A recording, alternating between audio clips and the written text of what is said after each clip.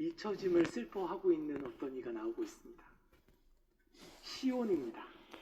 시온이 잊혀지고 버림받았다고 슬퍼하고 있습니다. 말씀에는 이 시온이 의인화되어서 표현되어 있지만 사실 시온은 어떤 장소를 의미하는 말입니다. 처음에 이 시온이라는 장소가 등장했을 때에 이 장소는 원래 예루살렘 남동쪽에 있는 여부스 성읍의 요새의 이름이었습니다. 나중에 다윗이 이 성을 정복한 후에는 이 장소가 다윗성이라고 이름이 바뀝니다. 하지만 그렇다고 해서 시온이라는 이름이 사라지지 않았습니다. 이제 시온은 하나님이 다윗 왕조를 세운 자리라는 뜻이 되었습니다. 그래서 단지 한 곳, 한 장소, 그러한 의미를 넘어서 이제 솔로몬 시대에는 시온이라는 이름 자체가 하나님께서 임재하시는 장소를 의미하게 되었습니다. 시온은 그래서 하나님께서 자기 이름을 두신 곳, 하나님의 성읍, 그 의미로 불리게 됩니다. 시편에서는 시온이라는 말이 여러 번 등장하고 있는데 시온이라고 불리는 구절들마다 하나님의 거룩한 산, 예루살렘을 가리키고 있습니다. 그런데 그 시온, 하나님의 산, 하나님의 성, 이 시온이 지금 한탄하고 있는 겁니다. 여호와께서 시온을 버리셨다고 말입니다. 주께서 나를 잊으셨다고 말입니다. 그도 그럴 것이 왜냐하면 이 나라가 멸망했기 때문입니다.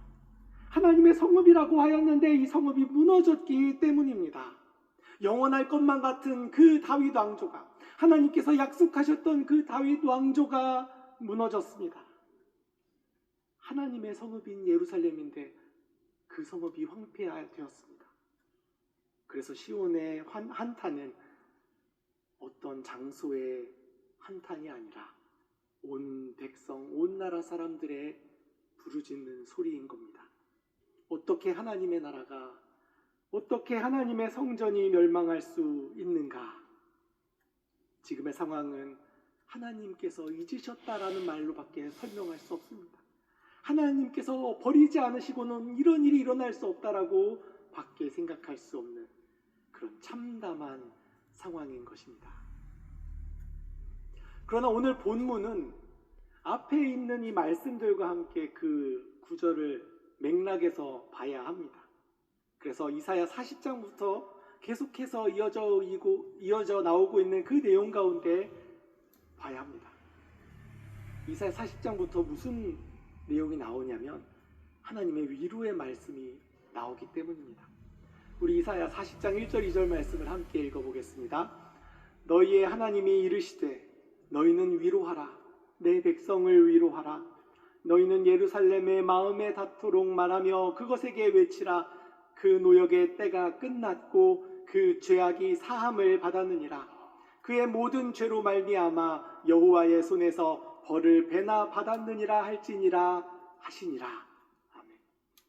오늘 본문이 시작되고 있는 이 본문의 말씀은 40장의 말씀에 의하면 40장의 말씀에서 이 연장해서 이어본다면 하나님은 이 백성을 이미 위로하기를 원하고 계신 겁니다. 마음에 닿도록 계속 위로하려고 하고 계시는 겁니다. 그런데 그 소리가 들리지 않는 겁니다. 오늘 본문이 시작되는 14절의 바로 앞절 말씀인 13절 말씀도 같이 읽어보겠습니다. 하늘이여 노래하라. 땅이여 기뻐하라. 산들이여 즐거이 노래하라. 여호와께서 그의 백성을 위로하셨은즉 그의 고난당한 자를 긍휼히 여기실 것입니다. 하나님께서 이스라엘을 위로하고 계십니다. 비록 나라가 멸망하고 성읍이 황폐화되었지만 이제 괜찮다고, 이제 다 되었다고 위로하고 계신데, 시온의 그 해방을 약속하고 계신데, 온 하늘이 노래하고 기뻐하고 땅이 기뻐하고 산들이 즐거이 노래하고 있는데, 그런데 오직 시온만은 그렇지 않다고, 우리는 버림받았다고, 우리는 하나님이 잊어버리셨다고 이야기하고 있는 것입니다. 정말 하나님이 시온을 잊어버리셨던 것입니까? 잊으셨다가 그렇게 종살이로 고생하고 고생할 대로 내버려 두었다가 이제서야 내가 생각났다고 위로하는 것입니까? 아니면 시온이 하나님을 잊은 것입니까? 하나님을 믿는 사람들에게 있어서 가장 큰 두려움이 있습니다. 무엇입니까? 그 어떤 무엇보다도 하나님께서 나를 잊어버리시는 일이 가장 두렵습니다. 시편 139편의 말씀과 같이 내가 하늘에 올라갈지라도 거기 계시며 심지어 스올에 내 자리를 펼지라도 하나님께서 거기에 계시기만 한다면, 그러면 아무리 말도 안 되는 어려움의 자리라 할지라도 주님 계시기에 평안을 얻는 것이 우리 믿음의 사람 아닙니까? 악인들이 내 살을 먹으려고 내게 오고 군대가 나를 대적하여 진칠지라도 마찬가지입니다. 여호와 하나님만 나와 함께 하시면 괜찮다고 여전히 태어나리로다 하고 노래할 수 있는 것이 우리 믿음의 사람입니다. 하지만 반대라면, 정말 상상도 하기 싫지만 하나님이 나를 잊어버리시면 아무리 세상 모든 좋은 것들을 다 가지고 있다 한들 아무런 의미가 없습니다. 하나님이 나를 버리셨다면 오래오래 장수하고 하루를 더 산들 내 삶에 아무런 의미가 없는 겁니다. 하나님이 나를 버리셨다면 삶에 아무런 소망이 없습니다. 우리 예수님께서 절망적인 그 십자가 위에서 부르짖으셨던 그 소리가 우리의 귀에 들립니다. 내 하나님이여, 내 하나님이여, 어찌 나를 버리셨나이까? 어찌 나를 멀리하여 돕지 아니하시오며 내 신음소리를 듣지 아니하시나이까? 이와 같은 탄식으로 우리는 슬피 울 수밖에 없습니다. 혹시 지금 우리 중에도 이 시온처럼 탄식하며 신음하고 있는 분이 계십니까? 좋을 때는 항상 하나님 나와 함께 하시는 것 같았고 좋았는데, 어려울 때는 금세 어디 가셨는지 보이지도 않고 말씀도 귀에 들리지도 않고, 심지어 하나님의 일이라고 굳게 믿고 믿음으로 시작한 일인데 그럼에도 불구하고 실패하고 넘어지고 고꾸라질 때가 있습니다. 다른 사람들은 몰라도 하나님만은 나를 도와주셔야 하는 것 아닙니까? 이와 같이 정말 하나님의 부재를 느끼고 있다라고 한다면 우리는 어떻게 해야 하겠습니까? 이렇게 물어야 되겠습니다. 하나님이 나를 잊으셨는가? 아니면 내가 하나님을 잊었는가? 이러한 이야기가 있습니다. 인간은 기억과 망각의 그물 속에서 살아가는 존재. 인터넷 서칭을 하다가 찾았는데, 인간은 기억과 망각의 그물 속에서 살아가는 존재, 맞는 것 같습니까? 오늘도 돌아보면은 아마 떠오르는 일도 있고 이미 잊어버린 일도 있으실지 모르겠습니다. 기억과 망각 사이를 우리는 무수히 오가며 삶을 살고 있기 때문입니다. 그런 면에서 보자면 이 기억과 망각이라는 것은 반대말이 아니라 마치 동전의 양면과 같이 하나가 아닌가 싶습니다. 그러니 혹시 여러분 가운데 내 기억력이 좋지 않다고 한탄하지 않으셔도 괜찮겠습니다.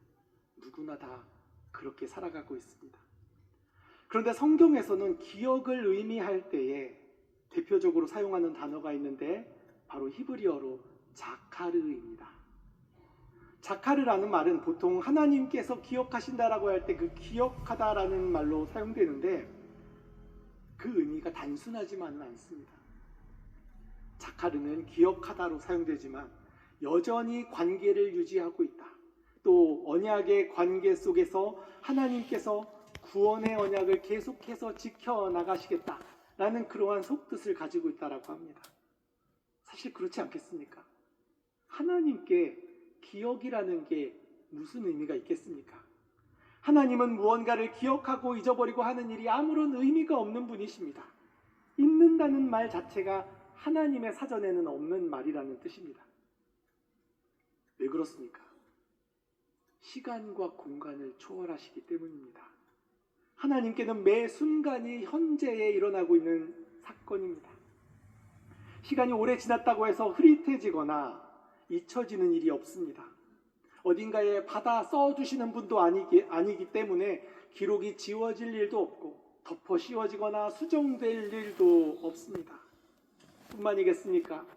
하나님은 모든 존재의 근원이십니다. 모든 사건의 시작과 끝입니다.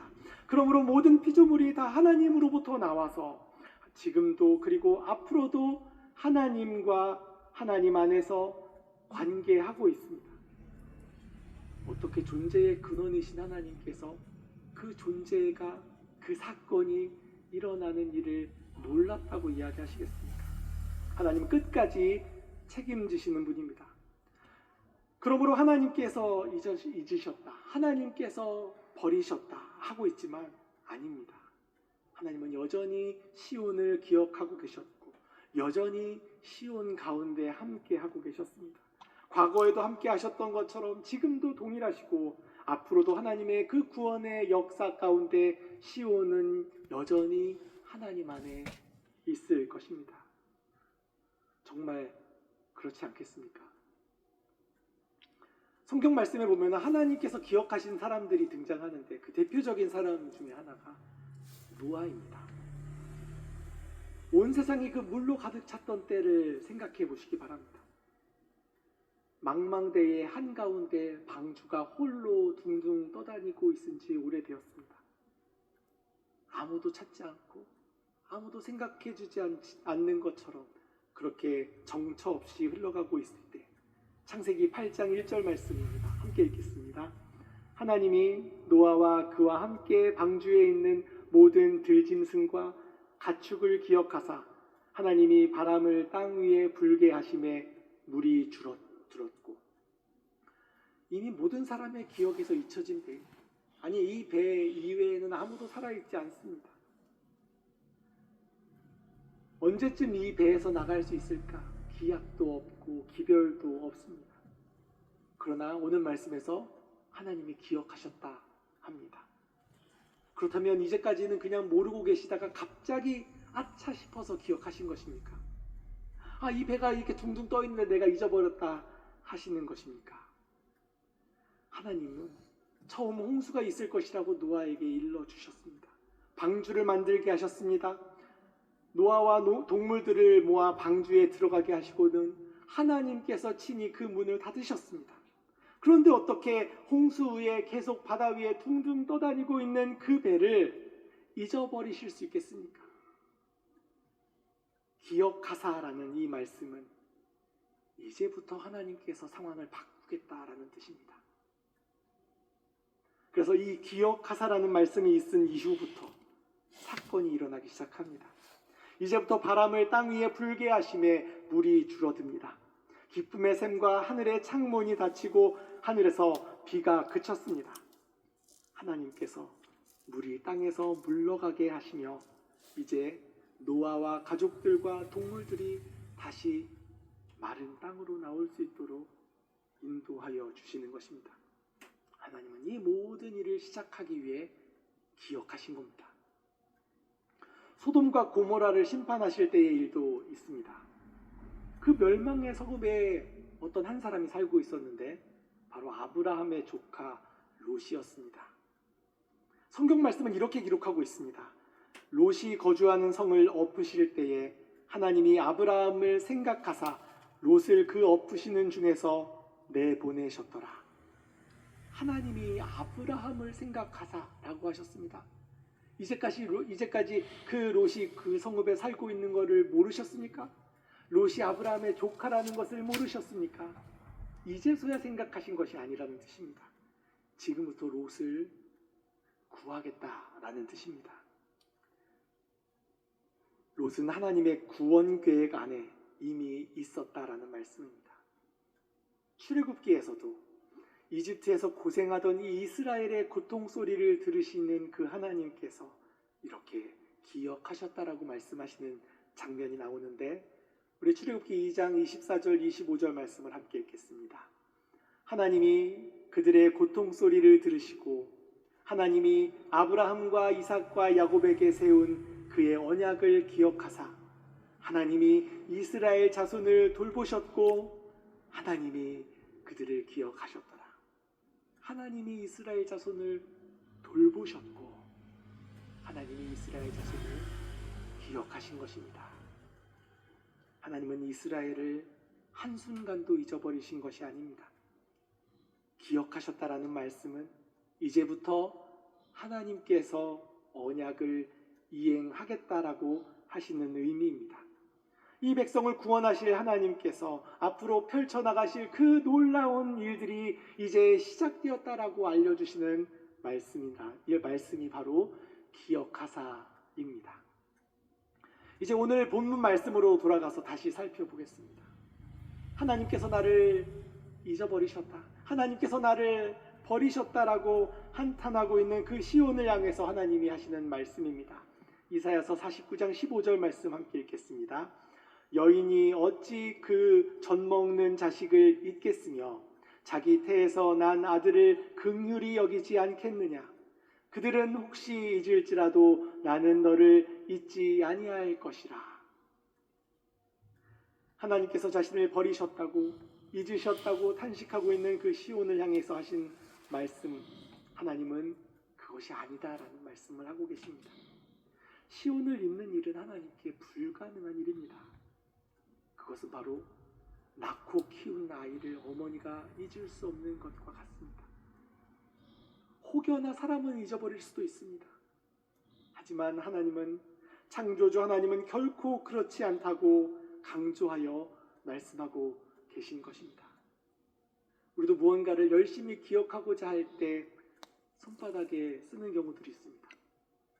어디 좋은 곳에 가서 이렇게 좋은 경치를 보거나 또 아주 귀한 사람을 만나게 될 때 눈에 열심히 담아두고 그것도 성에 차지 않아서 사진을 찍어둡니다.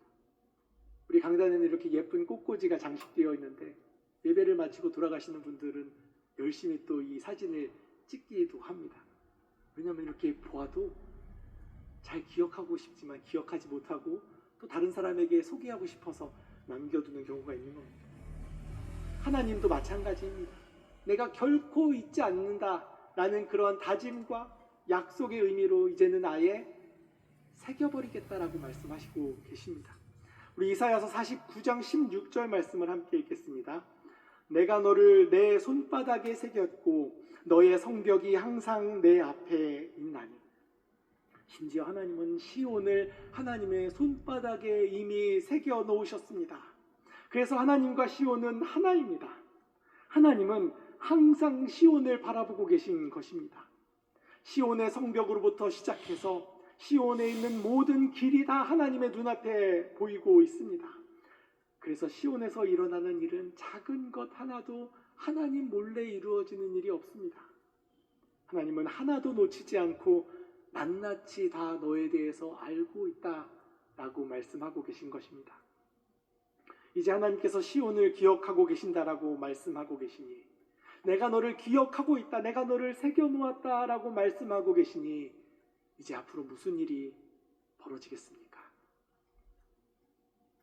1994년에 노벨 평화상을 수상했던 시몬 페레스 전 이스라엘 대통령이 했던 말이라고 합니다. 기억의 반대말은 망각이 아니고 상상이다. 기억의 반대말이 망각이 아니고 상상이다라는 그 말에 동의하십니까? 이 과거의 길을 되돌아보는 것이 기억이라고 한다면 가보지 않은 길을 가는 것은 상상이다라는 의미로 한 말입니다. 아마 그 당시 이스라엘과 팔레스타인 간에 일어나고 있는 그 비극적인 상황에 대해서 한 말일 것입니다. 과거의 기억을 하자면 답은 전쟁밖에 없겠지만 미래를 향해 나아가는 사람은 새로운 상상을 해야 한다라는 의미로 한 말일 것 같습니다. 그런데 이 말을 그대로 가지고 온다라고 하면 시온을 내가 기억한다라고 하신 그 하나님께서는 이제 시온에게 앞으로 일어날 일을 상상하라라고 말씀하고 계신 것 같습니다. 우리 이사야서 49장 17절 말씀을 함께 읽겠습니다. 내 자녀들은 빨리 걸으며 너를 헐며 너를 황폐하게 하던 자들은 너를 떠나가리라. 이 개역개정판에 나와 있는 이 번역보다 다른 번역들이 더 확실히 와닿는 것 같아서 한 번 더 살펴보도록 하겠습니다. 새 번역 성경으로 같이 한번 읽어보겠습니다.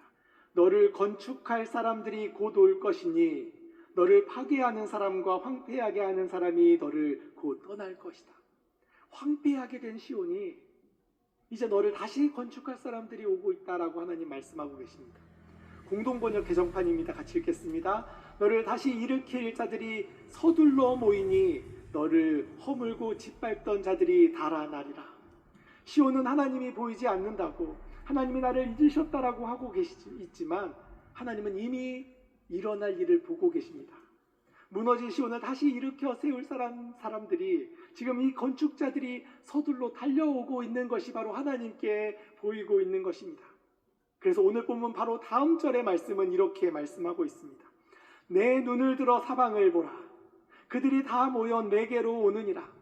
나 여호와가 이르노라. 내가 나의 삶으로 맹세하노니 내가 반드시 그 모든 무리를 장식처럼 몸에 차며 그것을 띠기를 신부처럼 할 것이라.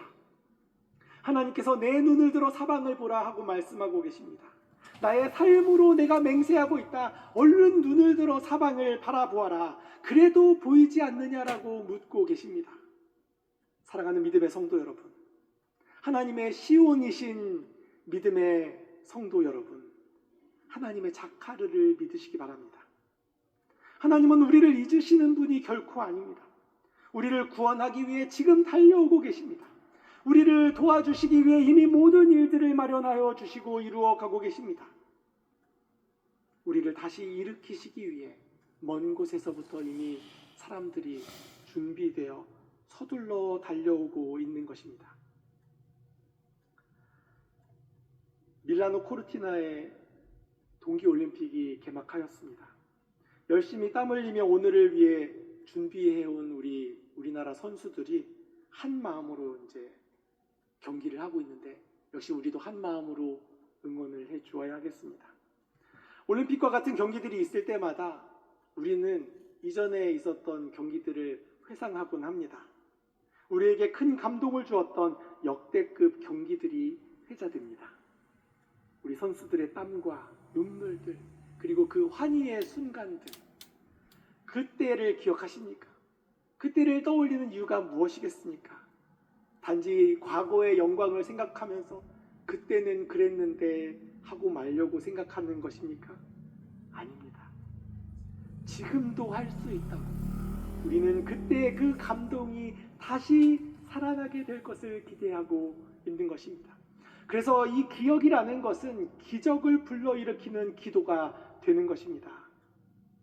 우리 함께 기억했으면 좋겠습니다. 하나님의 시온인 소망의 성도 여러분, 무너졌다 하여도 우리 하나님께서 준비하여 놓으신 이 건축할 사람들이 오고 있다는 이 말씀이 우리에게 소망의 말씀이 되었으면 좋겠습니다. 너희를 다시 일으킬 자들이 서둘러 모이고 있다. 너희를 허물고 짓밟던 자들은 다 달아날 것이다 하시는 그 하나님의 말씀을 기억했으면 좋겠습니다. 하나님께서 이제 우리에게도 이렇게 묻고 계십니다. 그런데도 너는 무엇하고 있느냐? 내가 하나님을 잊으면 잊었지 하나님이 나를 잊는 법은 없습니다. 하나님께서 우리를 친히 낳으시고 먹이셨습니다. 하나님의 손바닥에는 우리 각 사람의 이름이 그 손에서 피를 철철 흘리기까지 깊이 새겨져 있습니다. 우리의 처지와 상황을 너무도 잘 아시는 하나님께서 우리가 하나님의 것이라고, 하나님께서 귀하게 만드신 피조물이라고, 심지어는 그 아들의 피값으로 사신 귀한 나의 아들과 딸이라고 하나님께서 친히 말씀하고 계십니다. 우리는 절망해서는 안 됩니다. 이제는 우리를 다시 일으키시는 주님의 그 위로하심, 주님의 도우심을 바라보며 일어나기를 바랍니다. 하나님의 기억하심이 놀라운 구원의 역사로 이어지는 것처럼 지금 우리를 기억하시는 그 하나님을 기억하게 될 때에 우리도 하나님과 함께 소망의 자리로 나아가게 될 것입니다. 오직 하나님의 성읍 시온은 이제 이르기를 여호와께서 우리를 결코 버리지 않으셨구나. 주께서 우리를 손바닥에 새겨주셨구나 하고 믿음으로 고백할 수 있기를 간절히 바랍니다. 함께 기도하겠습니다. 사랑과 은혜가 많으신 아버지 하나님, 우리의 힘든 삶의 형편을 다 지켜보시고 우리의 신음소리를 듣고 계시며 우리 마음의 슬픔까지 다 알고 계신 하나님께 기도하오니 우리를 기억하여 주시옵소서. 아버지 하나님, 여전히 우리를 꼭 붙들고 계신데 우리는 주변의 상황과 형편을 보며 하나님이 나를 잊으신 것은 아닌가, 하나님이 나를 버리신 것은 아닌가 불안하며 떨 때가 있습니다. 주님, 믿음으로 주님을 바라보게 하여 주시옵소서.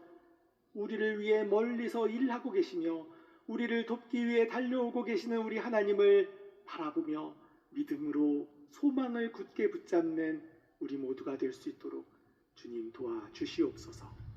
예수 그리스도 이름으로 기도드립니다. 아멘.